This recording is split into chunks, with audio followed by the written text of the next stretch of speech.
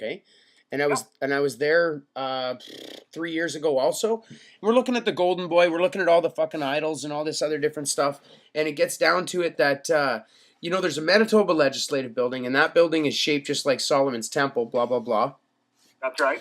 and a bunch of other stuff. I could go on and on, but when I went to the Chateau Laurier here in Ottawa, a Fairmont hotel, and we just infiltrated the place, went up to every floor that we could, and we got up on the second and third floor. There's pictures of paintings that were done a long time ago, where every province has its own principality, has one of these buildings.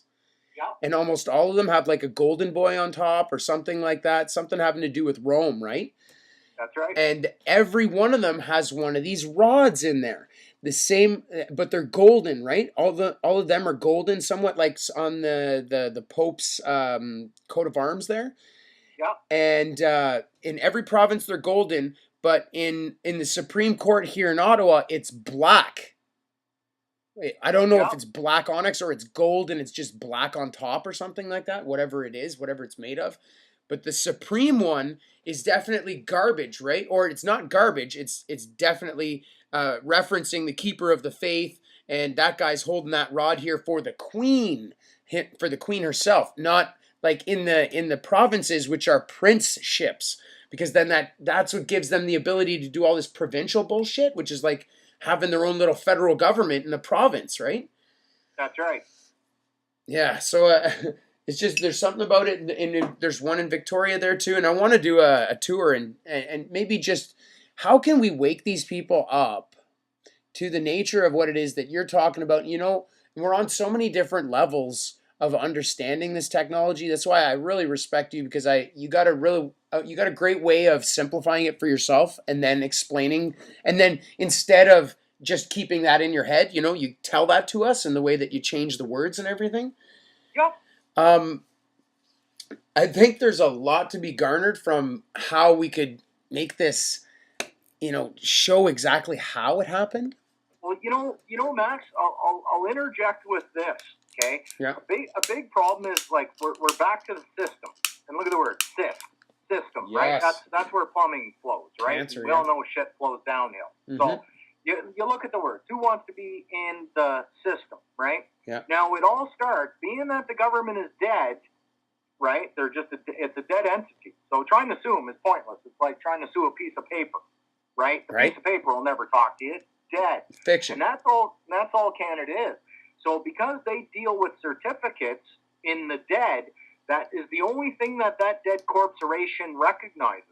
So all I simply did, rather than sending out private notices with private witnesses where the government simply says, we can't recognize that, and they throw it out, and then you find out that the cops are still harassing you, is where if everything's notarized, everything's authenticated through the Attorney General's office, now their dead corporation they have to acknowledge your certificates. Yep. They cannot say no to them. Yep. And that solves a lot of bullshit. Like the police, you remember the House of Hawes videos? I think so. Yeah. The guy got his window smashed there. Yes, and I can guarantee you right now that he did not do things properly. Oh, I know. He sent notices out in the private. Nothing was notarized, securitized, and authenticated. And that's exactly the kind of stuff that happens, because then they'll try to throw you into a nut house and say, oh, well, you're still a citizen. You're posing a threat to us, so we're going to drug you up and throw you into a nut house, and you'll come out pushing a grocery cart. You'll never know your name again. And the way to avoid that is simply to say, listen, I'm not a citizen on your ship. Yep. And look at the word ship. Yep. Shit, high in whatever. Yep. Right? You know what I mean? Yeah, man. So... But that's where people are going wrong, and then they wonder why are the cops still harassing me? Like, I don't know, like if you ever saw that video where I was in possession of 2 stolen guitars that I didn't even know I saw they some were of that. stolen and stuff. Yeah. The cops came over, they were nice to me. I gave them back the property. It's like, hey man, if these are stolen, I sure as hell don't want them. Give them back to the original owner. Yeah. Yeah. I even forwarded the kid's name who I originally bought those 2 stolen guitars off of to the police so they could deal with it. Completely. But I think when everything's notarized and authenticated, that becomes the full faith and credit. That becomes your bond Yeah. to deal with the government should you ever have to. Yeah. And then that way there, you're actually showing a lot more respect to these law societies and law enforcers such as the police. Yep. And if we start showing more respect to them, I truly believe they'll show more respect to us. Well, they're not all Freemasons too, right? And they're not all fucked. That's right. Many of them went to school and probably, weren't paying attention during that Scientology brainwashing, hypnotism shit that they were doing. But when it gets down to it, they're all people. And it was our fathers and forefathers who built this system. Unbeknownst to them, they were doing it under the laws of Rome instead of the laws of the living God. And doing harm and doing harm and doing harm and getting more and more complicated. But the thing is, that's the greatness about do no harm. If you do no harm, then you can walk in the boundaries of Babylon and Rome and totally not break their laws either.